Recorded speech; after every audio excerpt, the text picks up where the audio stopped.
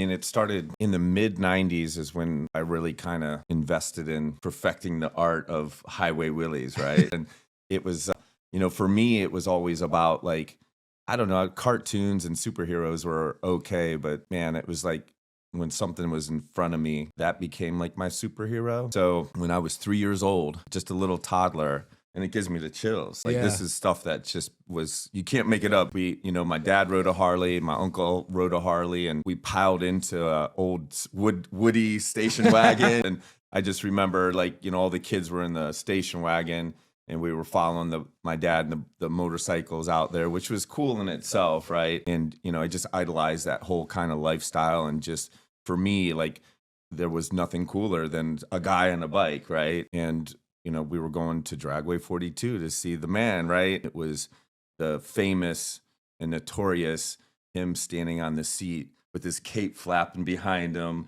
riding a wheelie down the track. And that's how he warmed up, right? And I was just like, whoa, I want to do that. I mean, my dad was a school teacher, so it was kind of like one of those, mix where he wasn't full blown into like the Harley like lifestyle, like the the outlaw lifestyle. He was more or less just loved to ride as well. But went home, and then everybody used to hang out in our garage, right? And I had this little toddler 4-wheeled kind of push thing, and I just started balancing it out at 3. And the part that was probably interesting, and this is what makes or breaks a man, I believe, is I flipped it over backwards, conked my head, And back then there was no safety devices or lawsuits, like nowadays they have wheelie safety things on their all toddler vehicles or whatever. And instead of just crying and running to mommy, I jumped back on that thing and just bleeding, and it was just like in my blood. And so from that time forward, anything that I was on, I had to balance it out. And back in the day, that was early 90s. It was like 93.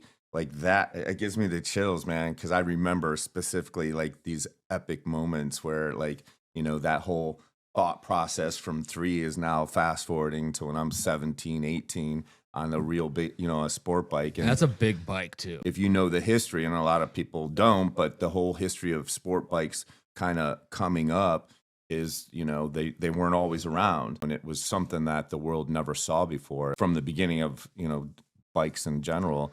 But to be able to like sustain it for as long as you want, like you just didn't see it. It's like, and you're in the zone, but then you're striving to find that balance point, which obviously isn't easy. When you're going 100, like there's not much room for error there. Like unfortunately, a lot of people don't know the limits on motorcycles, period. And that's why the statistics of death on those things is crazy. Just riding on the street in general is there's a lot, and the risk is there. To do what we were doing, it's like taking it to a whole different level. But that was part of the attraction, right? That was like, if you guys were just riding fast, like nobody even talking about the Starboyz. And for those that haven't heard, and this is your first time with any experience regarding the Starboyz, like it wasn't like just doing a wheelie down the road. No. I mean, it was like legs spread out wide over the top of handlebars while doing a wheelie. Yeah. You guys really were, and it was on the streets like that. I would think that was the biggest thing about them, because like you talked about Evel Knievel, and there's a lot of guys out there doing stunts at that point in time, like Travis Pastrana on bike, but they're doing it in an arena. They're doing it in a closed off area. Like you guys were on I-76 and doing a $110 with your wheels above the handlebars, doing a wheelie, like in between traffic to Akron, when a bike was going to pass you with like the passenger, like not even sure how he was controlling the bike. Like it was nuts.